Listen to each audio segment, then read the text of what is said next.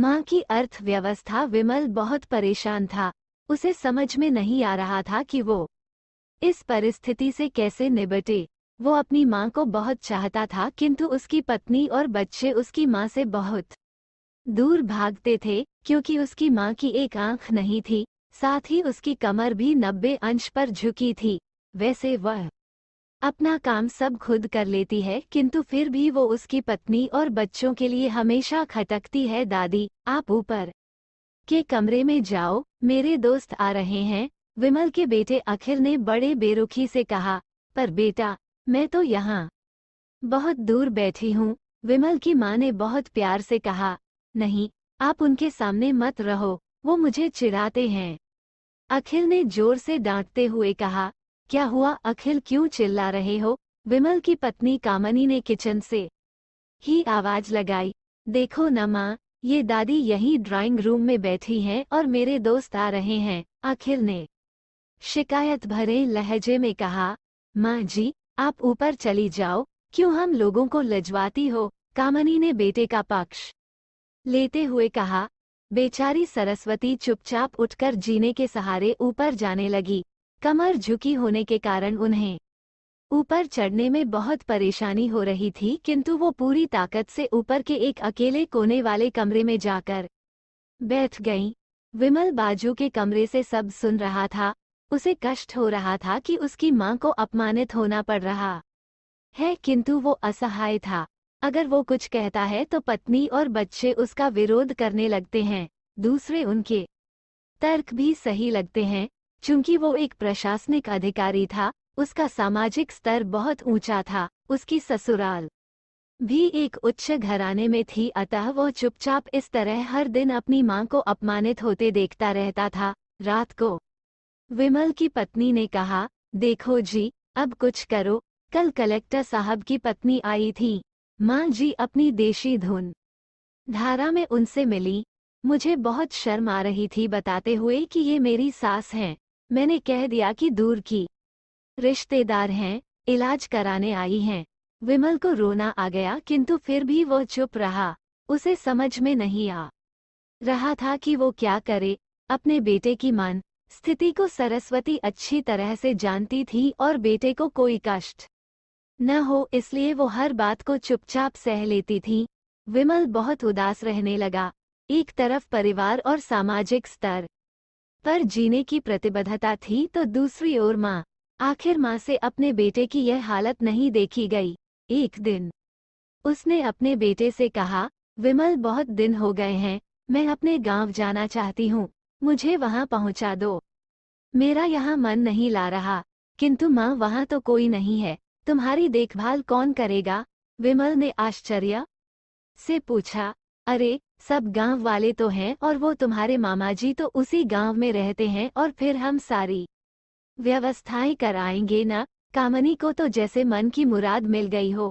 हाँ बेटा, बहू सही कह रही है, सरस्वती ने लंबी सांस लेते हुए कहा। विमल जानता था कि गांव में मां की देखभाल करने वाला कोई नहीं है, लेकिन अपनी पत्नी की जिद के कारण वो अपनी मां को गांव छोड़ने पर विवश हो गया। मां को गांव छोड़कर आते वक्त उसे रोना आ रहा था तथा अपनी बेबसी पर गुस्सा भी आ रहा था, किंतु परिवार, पत्नी और समाज ने उसके इन मनोभावों को दबा दिया और वो सुकून सा महसूस करने लगा। कुछ दिनों के बाद उसके चाचा, जो अमेरिका में रहते थे, आने वाले थे। जब विमल बहुत छोटा था, उसके पिता जीवित थे तब वो भारत आए थे, और उसके बाद वो अब भारत आने वाले थे। पूरा परिवार और आस पड़ोस बहुत उत्साहित था। अमेरिका से विमल के डॉक्टर चाचा आ रहे थे। डॉक्टर रमेश ने जैसे ही घर में कदम रखा, सबने मिलकर बहुत उत्साह से उनका स्वागत किया। क्यों विमल भाभी नहीं दिख रही, कहाँ हैं? डॉक्टर रमेश ने उत्सुकतापूर्वक पूछा। जी, वो गांव में रहती हैं, यहाँ उनका मन नहीं लगा, कामनी ने सपाट लहजे में उत्तर दिया। डॉक्टर रमेश ने विमल की ओर देखा तो विमल ने अपनी आंखें झुका लीं। डॉक्टर रमेश सब समझ गए। बोले, कल हम भाभी से मिलने गांव चलेंगे सब लोग। दूसरे दिन सभी लोग गांव के घर में पहुंचे। देखा कि सरस्वती को बहुत तेज बुखार है और वो पलंग पर असहाय पड़ी है। डॉक्टर। रमेश दौड़कर सरस्वती के पास गए, उनके पैर छूकर रोने लगे। सरस्वती की ये हालत उनकी कल्पना से परे थी। वाह बेटा विमल, तूने तो नाम उजागर कर दिया। अपनी माँ की ये हालत देखकर तुझे तो शर्म भी नहीं आ रही होगी। डॉक्टर। रमेश ने विमल को लगभग डांटते हुए कहा, नहीं देवर जी, विमल का कोई दोष नहीं है, मैं खुद गांव आई थी। सरस्वती ने अपने बेटे का बचाव किया। मुझे सब पता चल गया भाभी, आप चुप रहो। क्यों बहू, तुम्हें अपनी सास की कुरूपता पसंद नहीं है? समाज में तुम्हें नीचा देखना पड़ता है ना? डॉक्टर। रमेश ने कामनी की ओर व्यंग्य से देखा। कामनी निरुत्तर होकर विमल को देखने लगी। आज तुम जिस सामाजिक स्तर पर हो, वो इन्हीं के संघर्षों की देन है। और बेटा विमल, तुम्हें शायद मालूम न हो कि बचपन में जब तुम 1 साल के थे तब छत से नीचे गिरने के कारण तुम्हारी एक आंख फूट गई थी और तुम्हारी रीढ़ की हड्डी में भी समस्या थी। तब तुम्हारी इस कुरूप माँ ने अपनी एक आंख और अपना बोन मेरो तुम्हें देकर इतना सुंदर स्वरूप दिया था। कामनी बेटा, इतने सालों तक संघर्ष करके बेटे को प्रशासनिक अधिकारी बनाने वाली इस संघर्षशील औरत की तुम लोगों ने ये दशा कर दी। तुम्हें ईश्वर कभी माफ नहीं करेगा। डॉक्टर। रमेश की आंखों से अश्रु जलधारा बह रही थी। अब भाभी, आप मेरे साथ अमेरिका जाएंगी, यहाँ इन स्वार्थी लोगों के बीच नहीं रहेंगी। डॉक्टर। रमेश ने सरस्वती से कहा, विमल को तो काटो तो खून नहीं था। डॉक्टर। रमेश जो उसके चाचा थे, उन्होंने जो राज बताया उसके बाद तो विमल को यही लग रहा था कि उससे ज्यादा पापी इंसान इस दुनिया में कोई और है ही नहीं। वो दौड़ता गया और माँ सरस्वती के कदमों से लिपट गया। माँ, मेरा अपराध अक्षम्य है। मैं जानबूझकर चुप्पी साधे रहा, आपका अपमान करवाता रहा।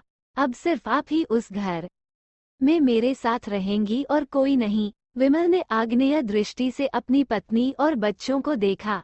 कामनी को भी बहुत पश्चाताप हो रहा था, किंतु उसकी हिम्मत नहीं हो रही थी कि वो सरस्वती से आंख मिलाए। सरस्वती ने कामनी की मन स्थिति को समझकर उसको पुचकारते हुए अपने पास बुलाया और विमल को डांटते हुए कहा, खबरदार, जो मेरी बहू को मुझसे अलग करने की कोशिश की तो तुझे ही घर से बाहर निकाल दूंगी। कामनी और बच्चों ने सरस्वती के पैर पड़ते हुए अपने व्यवहार पर माफी मांगी और मां के हृदय ने सबको माफ कर दिया।